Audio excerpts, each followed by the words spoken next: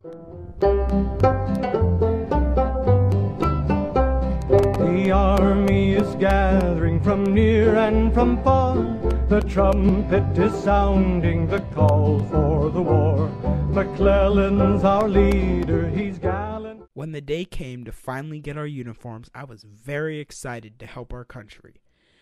We received many things, including one shirt, drawers, which we wore under our trousers, and a pair of socks, wool trousers, forage cap to wear during activities like cleaning, cooking, and sewing, and an old-fashioned sack coat. We also got a musket, a frying pan, and spatula, and a knapsack to carry extra clothes. They kept order by punishing us with the shame or pain policy. Many of my friends quickly got in trouble. One got drunk and stole some items from the general. The next I saw him, he was tied to the spare wheel of a wagon carrying supplies further down the road. He could have been hanging on a tree branch tied up only by his thumbs. Luckily, the 3 officers of the court-martial decided to put him on the back spare wheel of the wagon instead. We ate lots of this cracker biscuit thing called hardtack, and it was terrible. It was so hard, my friend took his, and using it like a hammer, he nailed a metal spike into a tree. I even lost 2 teeth eating it.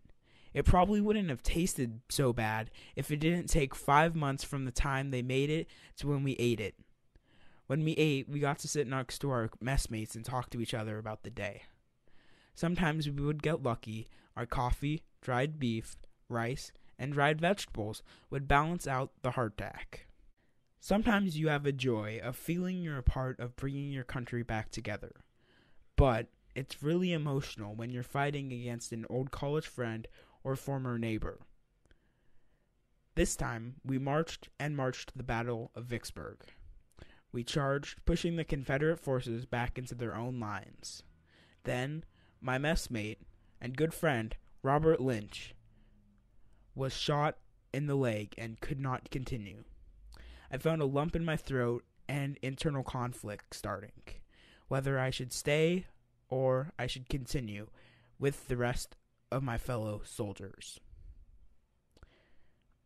I decided that since the medical care during this time, and with everyone else getting killed, it was not very good. So I decided to stay with them and get him to the doctors before he died.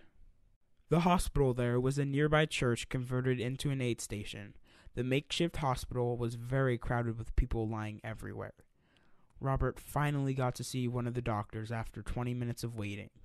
I knew that they were probably going to have to amputate it off. The doctor left for a minute to get something. He returned with a red toolbox. As he opened it, I got a glimpse of what was inside. It was a huge saw blade. I knew that he would have one leg for the rest of his life. As I returned to the rest of the army, depressed from what had happened, I saw a close friend from back home.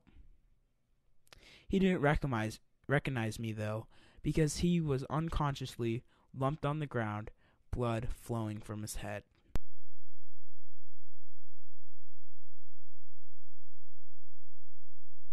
When you think about it, we, the Union, had a good advantage of winning the war. We were far more industrialized than the Confederacy. After all, we made their prize-possessed cotton gin. These rifles are a lot better now than those muskets. They are way more accurate, and we can shoot things from farther away. I'm quite happy with the new technology. I think it will only get better as time goes on. Many people died fighting for their own country and against fellow citizens. I am thankful that I lived through the war, and I will always remember those who did not.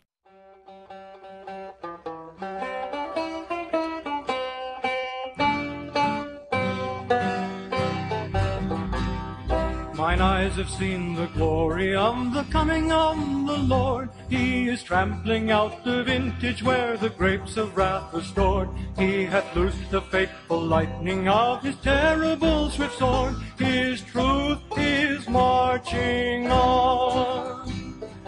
Glory, glory, hallelujah. hallelujah. Glory, glory, hallelujah. His truth is marching on. I have seen him in the watchfires of 100 circling camps. They have builded him an altar in the evening dews and lamps. I have read his righteous sentence by the dim